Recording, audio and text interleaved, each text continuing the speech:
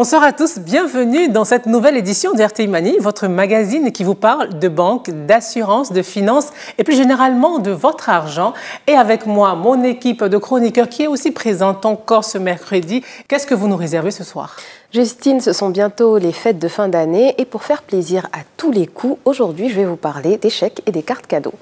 Et avec vous Christelle, on va aller en immersion dans un business du stylisme. Oui, ce soir, je vous plonge dans le glamour de la mode ivoirienne, une tendance pour laquelle hommes et femmes sont prêts à payer le prix fort. On verra ça tout à l'heure. Et le monsieur chiffre de cette émission, Landry, vous avez décidé de nous parler ce soir de la production aurifère dans notre pays. Un secteur minier qui a généré près de 761,9 milliards à l'État du Côte d'Ivoire. Et je vous donne tous les détails dans quelques instants. Et RTI Mani, c'est aussi le Money Time, notre rubrique qui décrypte pour vous le jargon de la banque, de l'assurance, des finances. Ce soir, un mot de la bourse à l'honneur, le carnet d'ordre. Et puis en fin d'émission, je recevrai pour vous un pionnier de l'assurance en Afrique, Richard Loé, fondateur et président directeur général de Activa Assurance, avec qui on parlera du marché des assurances ici en Côte d'Ivoire et plus généralement sur le continent. Mais avant, voici la première rubrique de cette émission, Éco-chiffres.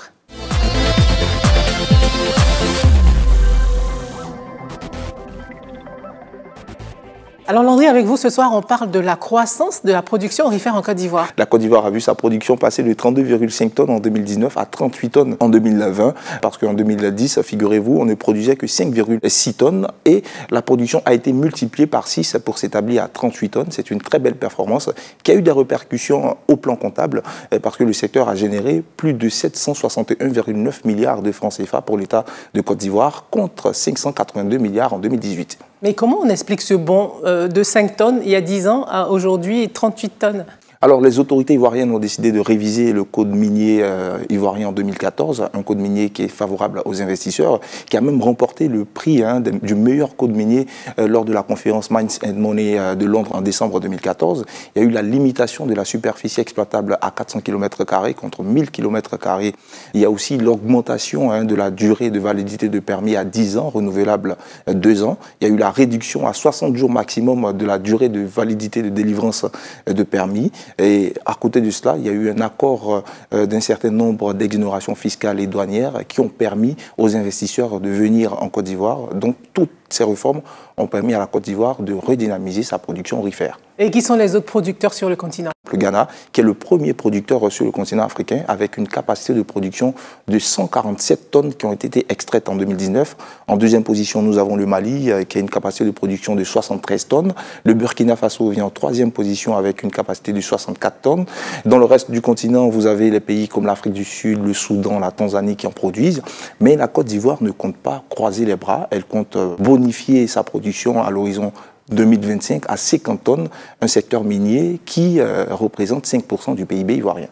Merci Landry. À présent, allons à la découverte du business de la semaine qui peut aussi valoir de l'or. C'est parti pour le 24 heures avec.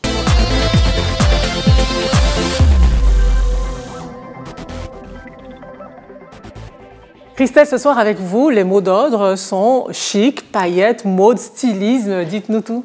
Alors, la mode africaine est en pleine ébullition en ce moment. De plus en plus de jeunes ont décidé de s'attaquer à ce marché et font un carton de la Fashion Week de Paris à celle de New York, en passant par Dakar, Lagos. C'est un raz-de-marée. J'ai décidé de suivre l'un d'entre eux, Franck Niamien, initiateur de son propre défilé chaque début d'année en avril. Alors, avec lui, je vous propose de tout savoir sur les dessous de ce business. On regarde.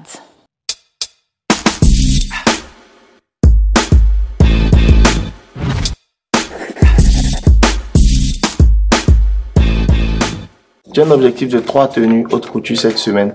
Le problème, c'est qu'on a cette urgence, madame Kwamebi. Un briefing matinal pour Franck Niamien devant son équipe composée d'une dizaine de collaborateurs. Mousseline de soie, dentelle, cristaux, ces matières n'ont plus aucun secret pour le jeune styliste de 31 ans. Depuis 2012, il s'est lancé dans le design des vêtements, un business en pleine croissance en Côte d'Ivoire. Sa marque de fabrique, les robes de mariée. Des tenues qu'il fabrique sur commande à un rythme effréné. En matière de haute couture, on va dire à peu près une tenue pour 48 heures, ça met minimum 48 heures pour le montage. Donc on a un objectif d'à peu près 3 tenues semaine. Du travail à la chaîne qu'il organise en profitant des budgets alloués au mariage qui sont de plus en plus orientés à la hausse. Ce boom des dépenses pour les noces, pour les bonnes affaires de ce styliste pour jeunes mariés. Son chiffre d'affaires, environ 24 millions de francs CFA par an. Une performance pour cet autodidacte qui s'est formé sur le tas sans jamais avoir fait d'école de mode. Je squattais les ateliers de mes collègues dans lesquels je travaillais et tout. Je m'étais fait un bon carnet clientèle par là. Et en 2016, j'ai pris ma caution avec 500 000 et j'avais 2 machines. Les 2 machines, c'était Tête Noire que j'ai encore, qui m'ont coûté 10 000 francs chacune. 3 mois après, je refaisais la peinture parce que le chiffre d'affaires montait. J'ai remplacé mes 2 machines par 2 machines industrielles pour avoir des finitions encore plus top. Dans sa boutique située à Angré, les pièces sont confectionnées à la main pour la plupart et leur prix varie de 150 000 francs CFA à 2 500 000 francs CFA. Ce matin-là, une cliente arrive tout droit du Congo-Brazzaville. Comme Elsa, elles sont nombreuses à venir de l'étranger ou commander à l'international. Franck chouchoute et a su fidéliser cette clientèle qui représente aujourd'hui jusqu'à 50% de son chiffre d'affaires. J'étais de passage et j'ai parlé de ma dot en fait à une amie qui m'a demandé de vous appeler pour faire un modèle assez spécial. Qu'est-ce qui est quelque chose de spécial pour vous? Comme ça appelle même. Je partais sur jusqu'à 300 000 francs CFA, 400. Je partirais bien, c'est quand même un jour spécial, donc on aimerait avoir une tenue originale, belle, qu'on va garder. Pour fabriquer ses robes de mariée, le styliste importe ses matières premières de l'étranger. Mais aujourd'hui, sa commande n'est pas arrivée. Alors exceptionnellement, direction Adjamé, à la recherche de la matière star qui fait le succès de ses robes, la dentelle. Tu en as en blanc, non? Oui, maman. C'est blanc cassé. Ça, c'est blanc. Ça, c'est blanc. 6 000, c'est bon. Chaque année, Franck dépense près de 40 millions de francs CFA en achat de matériel et accessoires de confection. La dentelle représente près de 2/3 de ce budget. Sa dentelle est habituellement importée de Turquie, un pays où son prix d'achat est bien plus compétitif qu'en Côte d'Ivoire. Rien que le matériel, la dentelle et les tissus représenteraient à peu près 50% de mon chiffre d'affaires, sinon plus. Je prends en Turquie déjà parce que là-bas, tout de suite, j'ai ce que j'aime, j'ai le niveau de qualité que je veux. Et quelques fournisseurs ici ont le même niveau de qualité, mais les prix sont beaucoup plus chers. Donc pour la même chose, j'ai payé 3 fois plus cher. Dernier rendez-vous de la journée pour Franck, cette salle de montage vidéo où il rejoint son ami Samuel. Les deux complices sont en train de réaliser un documentaire sur les coulisses des défilés du créateur. C'était de garder des traces de l'organisation d'un défilé de mode. C'est-à-dire, depuis, on va dire, la conception jusqu'à la matérialisation. Depuis 3 ans, Franck organise chaque année un défilé de ses collections haute couture. 500 mannequins, autant d'invitations, un véritable show.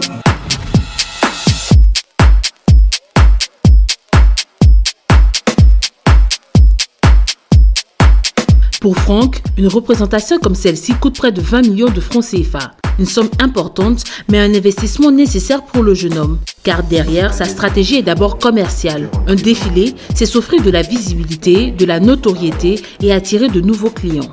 Un défilé de mode, avant tout, ça permet de te crédibiliser. Donc auprès des partenaires et tout. Et le défilé maison, il a été imaginé non pas pour se faire de l'argent, mais parce que je me suis dit, mes clientes me donnent beaucoup et il faut leur rendre en fait ça.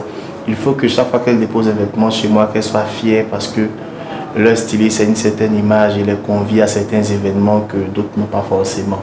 L'événement, il faut que je le dise, est en partie financé par mes clientes, ces femmes formidables qui viennent spontanément nous remettre 1 million, 500 000, je veux un ticket 1 million, je veux une place à 500 000. Dès ce mois de janvier, le styliste compte présenter sa première collection de robes de mariée en prêt-à-porter. Une niche qu'il entend cultiver pour se différencier de la concurrence dans ce secteur du stylisme en plein développement en Côte d'Ivoire. Même si le haut de gamme reste encore l'apanage d'une poignée de créateurs sur le marché. Et la mode et le stylisme africain s'exportent très bien. Effectivement, on a plein de jeunes créateurs et de jeunes créatrices qui ont réussi à faire vendre notre mode à l'étranger. Je vais vous parler de deux d'entre elles. Par exemple, Rebecca Zoro, jeune styliste ivoirienne qui a fait sensation quand en 2018, la célèbre chanteuse Beyoncé a porté une de ses tenues, comme on le voit à l'écran. Avec elle, il y a aussi Loza Maleambo, qui a, elle, habillé Kelly Rowland, qui a fait partie du même groupe que Beyoncé. Elle a aussi participé à la confection des costumes dans le film Black Panther. Et donc, avec ces jeunes créateurs-là, on a aussi des Fashion Week dans des grandes capitales africaines.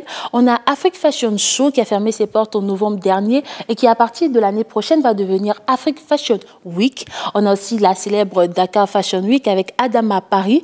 On a la Lagos Fashion Week au Nigeria et la South African Fashion Week. Nous avons des réseaux et des associations qui voient le jour.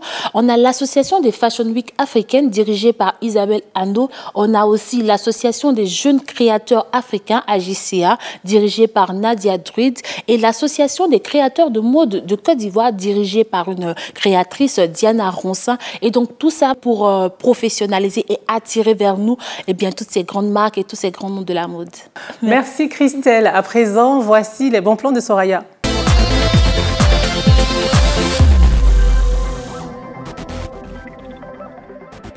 Soraya, nous sommes en plein dans les préparatifs des fêtes de fin d'année et vous avez des surprises pour nous.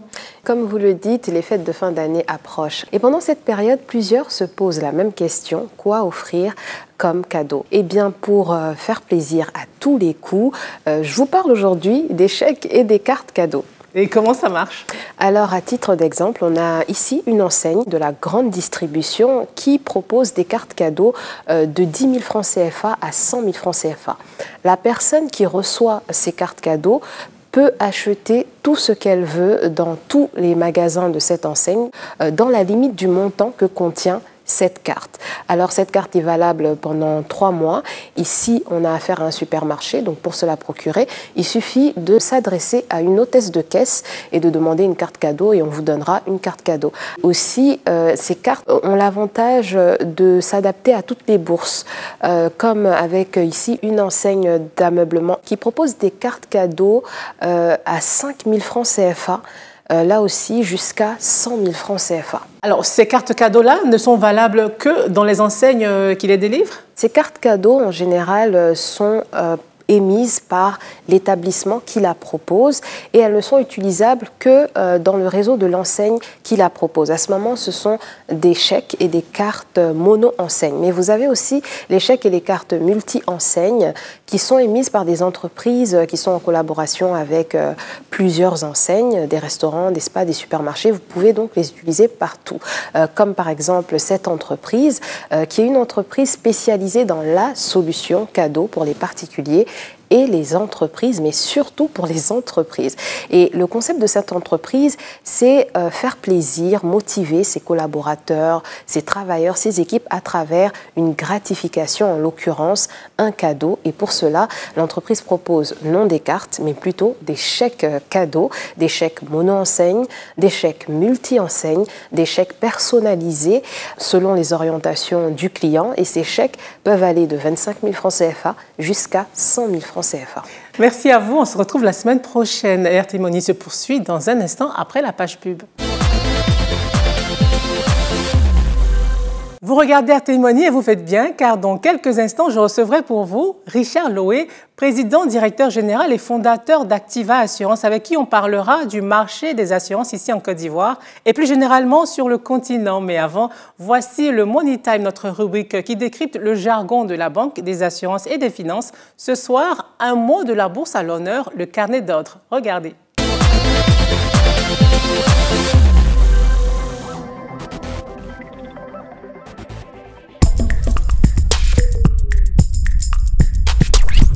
Pour investir en bourse, il est nécessaire de connaître les principes de base et surtout de maîtriser un certain nombre d'outils, parmi lesquels un document incontournable qui se trouve au cœur de toutes les transactions, le carnet d'ordre. Le terme carnet d'ordre fait référence à une liste, un document électronique qui récapitule en temps réel toutes les offres de vente et d'achat des actions, des obligations et autres titres qu'on peut trouver sur le marché boursier. Pour chaque marché boursier, il existe un carnet d'ordre. Dans la zone UMOA, le carnet d'ordre est administré par la BRVM, la Bourse régionale des valeurs mobilières. En général, les carnets d'ordre prennent la forme d'un tableau divisé en deux grandes parties avec une longue succession de chiffres. On a une partie réservée aux ordres d'achat avec les quantités demandées et les cours proposés par les acheteurs. Et une autre partie pour les ordres de vente avec également les quantités et les cours de vente. Le carnet d'ordre est aussi composé de graphiques, d'indices et de symboles qui présentent l'évolution du marché. Les indications de cours dans le carnet d'ordre ne sont pas définitives. Les investisseurs peuvent modifier leurs offres pour acheter et vendre facilement ou pour inverser la tendance du marché. La lecture, le décodage et l'interprétation du carnet d'ordre requièrent une formation en technique de marché boursier. Le carnet d'ordre de la BRVM est principalement visible par les intervenants agréés du marché. Les investisseurs doivent passer tous leurs ordres d'achat et de vente à ces intermédiaires qui vont ensuite les enregistrer dans le carnet d'ordre. Mais pour une meilleure information des investisseurs en ce qui concerne leur choix d'investissement, la BRVM et les SGI donnent accès à un résumé du marché, une plateforme avec les titres en vente, les quantités et un cours qui résulte de la confrontation entre l'offre et la demande. Les investisseurs peuvent faire leur choix d'investissement via ces interfaces, mais toujours à travers un intermédiaire du marché. Le carnet d'ordre est un élément essentiel de l'investissement boursier. Le carnet d'ordre est un support important pour les investisseurs qui en ont la maîtrise et leur permet de mieux suivre l'évolution du marché et d'y investir. Même si on ne le maîtrise pas ou qu'on n'y a pas accès, on peut tout de même investir en bourse se faisant accompagner ou en s'appuyant sur des éléments plus simples comme le bulletin officiel de la cote, BOC, publié tous les jours par la BRVM.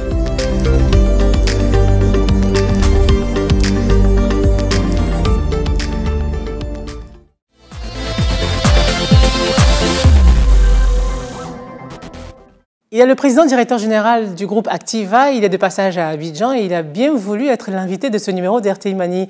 Richard Loué, bonsoir. Bonsoir Justine. Vous êtes un acteur majeur des assurances ici sur le continent. Quelles ont été les motivations qui vous ont poussé à créer un groupe comme le vôtre? Disons que nous sommes un acteur parmi un certain nombre, mais surtout acteur panafricain, parce que je crois que c'est vraiment quelque chose que nous partageons avec certains qui partent de l'idée que seuls des Africains peuvent avoir vraiment la volonté d'avoir une vue sur la durée. Et nous, au niveau du groupe Activa, nous nous sommes dit, en tous les cas, il y aura toujours des clients, il y aura toujours des particuliers à assurer. Si un certain nombre d'acteurs occidentaux, pour les raisons qu'on peut comprendre, dont décident d'aller, ils ont des options. Nous, Africains, on n'en a pas, c'est notre continent. C'est comme ça qu'on a eu cette vision dès le début. Et alors, quand on crée un groupe comme ça, sur quoi on compte? Est-ce que c'est sur la solidité financière? Est-ce que c'est sur une bonne stratégie ou bien encore sur un facteur humain irréprochable? Sur les trois.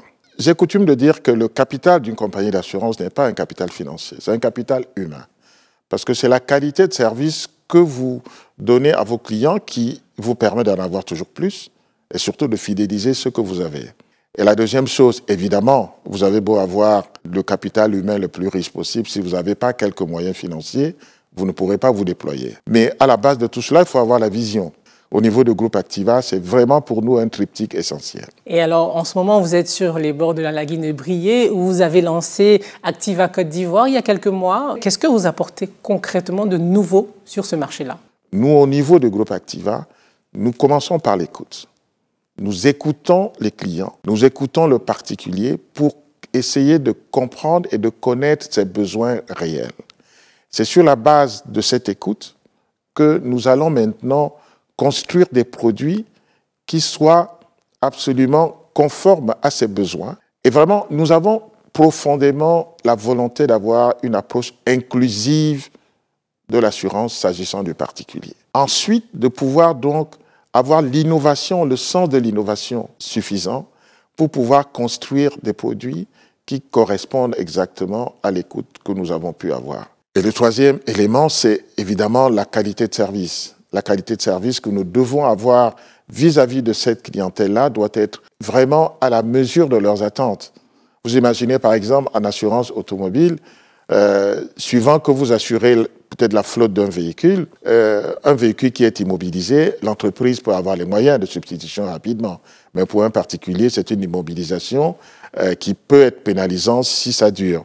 Et nous, notre volonté, en approchant cette cible-là, c'est d'avoir conscience de ses besoins et d'essayer d'être le plus rapide possible. Notre volonté, c'est de raccourcir le paiement des sinistres. Et vraiment dans tous les sens du terme, quand je dis donc raccourcir, aussi bien dans l'instruction, mais surtout dans le règlement. Et c'est à combien de temps finalement? Le pari que nous voulons prendre, c'est que dans un délai maximum de 10 jours, à partir de la déclaration, dont je dis bien, du sinistre, voilà, que ce soit fait. Maintenant, quand le dossier est complet, en 24-48 heures, nous le payons, il n'y a aucun problème. Est-ce que la digitalisation fait partie de votre stratégie? Vous ne pouvez pas attaquer le marché des particuliers sans avoir les moyens, la volonté d'être puissant sur l'aspect de la digitalisation. Parce que ça porte sur du grand nombre. Vous ne pouvez pas toucher toutes ces personnes-là en faisant ce que vous pouvez faire pour les entreprises. Les entreprises, vous avez un bottin, vous avez un fichier et vous savez là le nombre de personnes que vous pouvez toucher. Mais le particulier, non seulement est très étendu de manière géographique, très diversifié, donc c'est par une extrême digitalisation que vous pouvez être efficace. Nous avons la volonté, dans 2-3 ans, vraiment d'être une des compagnies en première classe en matière de digitalisation. Parce que nous estimons justement que c'est un secteur qui va porter le milieu de l'assurance, notamment dans les risques de particuliers. Comment faire pour faire revenir les réfractaires? Ceux qui disent qu'on cotise, mais quand arrive l'heure d'être indemnisé, il n'y a personne. Ceux qui ont peur ou qui ne font plus confiance aux assurances. Que leur dites-vous? Ceux-là n'ont pas souvent tort. Toutes ces récriminations dont l'assureur africain fait l'objet sont dues à la mauvaise qualité du paiement des sinistres. Donc nous devons absolument, nous, assureurs, au sein de nos associations, veiller à ce que tous les membres respectent le code éthique, le code professionnel qui existe sur la plupart de nos marchés.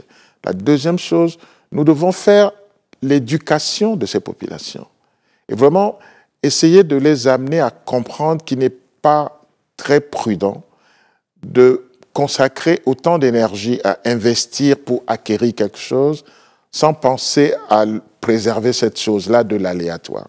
Parce que l'assurance, c'est quoi?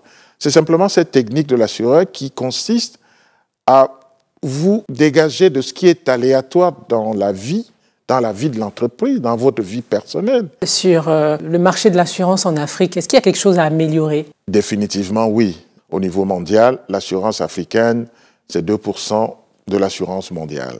Mais nous avons des challenges également que nous devons être en mesure de prendre en considération. Le nombre d'assurances obligatoires, par exemple, ce n'est pas nous qui le décrétons, c'est le régulateur. On va dire qu'il y en a déjà quelques-uns. Il y en a très peu. Sur le continent, je peux vous dire, dans la zone CIMA, il n'y a pas plus de 4 ou 5 assurances obligatoires.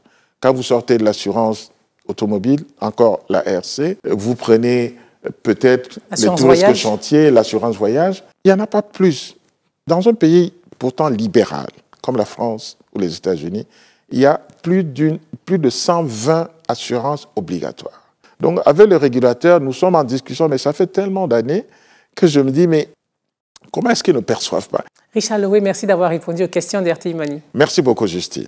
Merci encore de votre invitation. Cette émission s'achève. Merci de nous avoir suivis. Rendez-vous dans une semaine pour une nouvelle édition de votre magazine sur la banque, les assurances et les finances. Bonsoir. RTI Money.